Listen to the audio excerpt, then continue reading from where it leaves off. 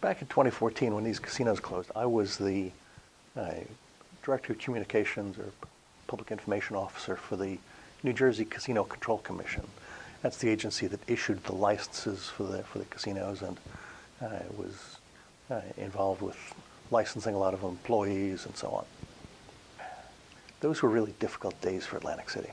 The whole country had just gone through a major recession, so the economy was contracting. And on top of the recessionary impacts, Pennsylvania had introduced first slot machines and then table games. And if you take a look at where Pennsylvania chose to put its casinos, there's a whole string of them right along the Delaware River. It was basically a ring, a curtain of casinos that was drawn around Atlantic City, drawn around New Jersey. Back then, an awful lot of the business was still this drive-in convenience player. An awful lot of people who would have been coming to Atlantic City now had to pass another casino first. And if they were just convenience players, they'd stop at the most convenient casino. So an awful lot of the business was being siphoned away. Atlantic City's casinos were kind of hobbled by that. And it was an incredibly difficult, challenging time for the industry.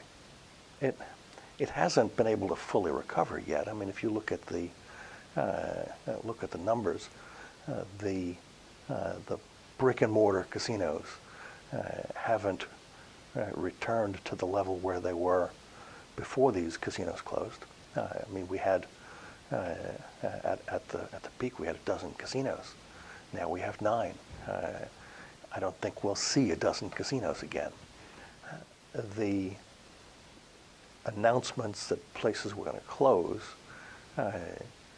didn't really take me much by surprise. I mean, the surprise was more that several of them closed within such a short period of time.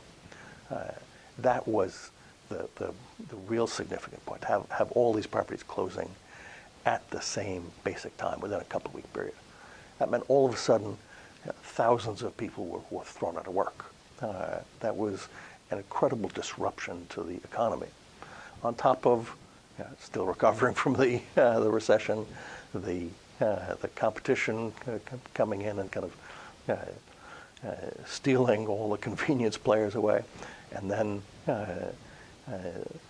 three properties closing right on top of each other. That was an incredible shock to the system here. I mean, I don't remember for how long Atlantic County was the county with the highest rate of foreclosures in the country, because all these people had lost work. All of the vendors who served them lost business. It was an incredibly challenging time, a difficult time for everyone. It is a different ballgame now, and it's kind of sad to see that the potential that folks saw 20, 30 years ago really never materialized, and I don't think anybody foresaw the economic crisis that the country went through. I don't think that folks recognized how serious the impact would be from additional competition. And we have more competition coming that could hurt Atlantic City even further. Because of the conditions today, I don't really foresee anybody coming in and wanting to build a new casino, open up a new casino. I don't see a great demand to build more hotels.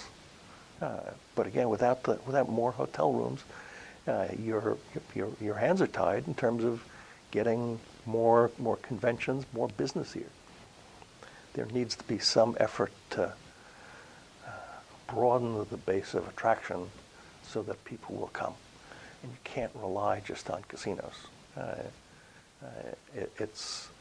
it's apparent from the way they have been operating that it's a real challenge for them to grow their market. Yes, they're getting a lot of people playing online, paying internet, playing sports betting online, but those people aren't coming to Atlantic City. Those people are sitting at home, up in Monmouth County, up in Mercer County, playing on their phones. They're not coming here. You have to get people who are going to come here to really fulfill the purpose of casino gambling as rebuilding Atlantic City.